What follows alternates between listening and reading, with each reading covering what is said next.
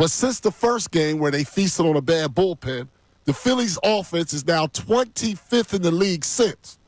And over the long haul, I believe they're going to hit because they do have star players. But I am now fully worried about a couple of people. And because it's now going over to the defensive side, I have questions about both. One person with a track record like we talked about, one with no track record who has shown absolutely no signs of being even a major league player. And that is Alec Bohm, who allowed his now to affect his defense.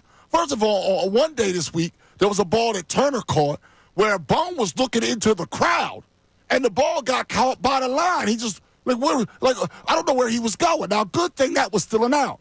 And then yesterday, that pathetic tag, it's now affected him in the field as well to go with his singles and no power. And in Marsh, I said it on Friday, and people got all mad at me. You got to give him time. Bryce Harper went 2 for 34. I go, I don't give a damn what Bryce Harper did. How dare you compare a Brandon Marsh to Bryce Harper? And this weekend has given me no reason to believe that he's a major league player and you can't just keep putting him out there every day. I know it's early, but we've always said, win or lose, every game counts. Every single game. And if you're the manager now, you got some tough decisions. Do you need to go, one day I take Bohm out and play Sosa, the next day I put Marsh in left field? What do they have to do right now? Because you cannot continue. Now, I believe that Turner and Harper and Cassie, all those guys are going to hit. I'm not worried about the offense in the macro sense of a whole season. But I'm now at the point where I am worried about if Bohm can get out of this. I do think it's in his head because now it's affecting other parts of his game. If he's playing with a real good glove, or relative to him, a good glove, and then he goes up to the plate and makes some outs, all right, whatever, I could go by the benefit of the doubt. It looks like it's affected his brain. And Marsh right now, I don't know what he's doing in the field. I don't know what he's doing at the plate. I don't know if he needs to cut his hair to change up the mojo. But those guys, you can't have it to where Stott's a work in progress against lefties. And so far, there has not been any progress so far this year. And he's going to be batting at the top of the order sometimes. And 2 other automatic outs. Because now look at the pressure it puts on everybody else every single day. And then that's when guys start to press. So you got to make a decision right now. That decision doesn't have to be forever, but you can't just come in when we get the lineup a little later on today. We can't just keep trotting out Marsh and Bohm every day and acting like they're just going to break out when they have absolutely no signs of it. And a couple of times, too, this weekend, and I don't understand it, and when we get to Ricky Bo, maybe Ricky Bo can explain it. He knows way more than me. Where Bohm hit the ball hard again, directly into the damn dirt. Can you play? I mean, he had like 100 and some exit velocity, but it was directly into the dirt. Again, directly into the dirt, over and over again. I know Marsh is a bigger problem, but you got to look at both right now, and you cannot just forfeit games, trotting those guys out there day after day after day. And I don't want to be a broken record. I don't want to talk about this. I would love to move on, but it's hard for me to talk about pitching struggles when you get shut out twice in a weekend. Because you can't win a game 0-0. Okay, I don't care how good the pitching is. You don't score, you don't win. And this team is built to hit. And these are young guys who were supposed to be really guys in their physical primes that were supposed to take a step this year because there's going to be tough decisions made soon. And so far, they both get an F-. Not an F, an F-. They may as well not even be there. And it's just hard, Ricky Bo, when I see these zeros. I can give the stars the benefit of the doubt, but not those 2. You can't. You know what? If you're going to be a championship caliber team, you need championship caliber players. Yeah. And I'm not just talking in your starting lineup. We were just going over before the show. Who could they even replace? There is nobody. I mean, yeah, you got a couple players down in AAA that are playing okay that you might be able to bring up, but what do you actually do? We'll start with Brandon Marsh. What do you do with him? You can't play him right now. Rob Thompson was asked after the game yesterday. He didn't sound like he knew what they were going to do with him either. You're right. So there are question marks there right now.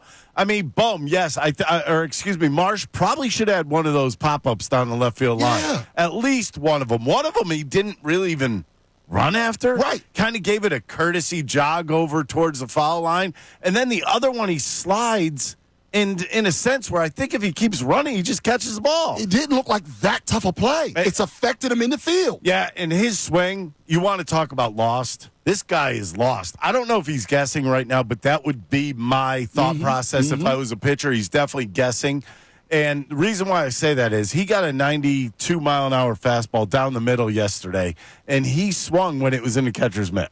That's not right in itself. Yeah, then he can't be late on 92. Then he's getting these breaking balls, and he's missing those by a mile. So I think he's just up there guessing for a pitch and hoping that he hits a baseball.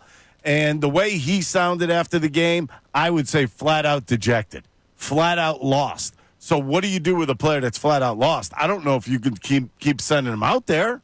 You can't. He's had one. Think about this for a second. He actually had a 3-hit game this year. Where would that average be without that? Now, Alec Bohm is just another story. He is not playing fundamentally sound baseball, and it all stems from swinging at this first pitch thing because he's got himself so puzzled up at the plate when he gets into counts. He had a 2-0 count yesterday. That is a big-time major leaguer hitting count. Wait on a fastball. Just sit on a fastball. For a big guy like him, it should be a fastball, middle to middle in. Anything on the outside part of the plate, I'm taking. What does he do? Swings at a fastball that's 3 inches off the plate and pops it up. That is not the way you go about being a good hitter. Being a good hitter means knowing and acknowledging where you are in the count, what you should be looking for, and the swings you should be taking. The inside-out swing for him, I'm done. I don't know how you feel about it. I'm sure you feel the same way about it. But I am tired of it. I want to see some swings that are aggressive. Not aggressive like I have to swing at a 1-0 count. I'm talking you get a 2-0 pitch, middle of the plate. You turn and burn on it instead of this half-ass swings. And you know what? You brought up that play at third base. Fundamental. It's so fundamental. I have to ask you something. Have you watched him try to play a pop-up? Just any pop-up. No, he's struggling. Every one of them. He's struggling right now for those two. Every one. He's run past them. He's run away from them. Yep. I mean, I don't know what's going on if he's seeing the baseball at all, but he's got to get it figured out because, number one, the Phillies have nowhere else to turn. Right. So you're in a situation. Not for a year. You have to get that guy going, period. I don't know what you're going to do with Marsh. I can't put him in a lineup. You can't. No. At this point, yeah, and they go, well, what about right now? Rojas is better right at this minute. If you ask me which one might get a single. At least he's trying to be a little crafty. Let me put it this way. You don't agree with it. I don't necessarily agree with runners in scoring position and bunting with 2 outs. Right. But Rob Thompson, I couldn't see the third baseman. Rob Thompson said Arenado is back on the outfield grass. Okay, so if he hits it a little harder, right, or even a little bit more to the left, it's a base hit. Right. He's thinking, then pass it to the next guy. Passing the torch, yeah. Right. So at least the thought process is there. For people to know on this road trip, and that's why the word of the day is offense, but you could take offense to it if you like as well. Runs per game during the 2-4 road trip, where they, by the way, they could have jugulared the Braves and then continued. 2.5 runs per game. The team batting average was 192, 56 strikeouts, 271 on base. So even though they walked some, 271 on base, 291 slugging, and 140 with runners in scoring position. So it's about all of them. And I believe one of those Atlanta games, they had 10 walks. Yeah, so that on base is misleading. So 610-632-0975, word of the day offense. We know it's about all of them, but you also now have anchors at the bottom of your lineup, making it harder for everybody else. And Stott, who I'm okay with batting up top, is 1 for 26 against lefties this year. There are some issues with this offense. Thanks so much, everybody, for watching. Really appreciate it. If you want more of this content, make sure you like and subscribe. And you know you can do that kind of over here if you want more of the best show ever.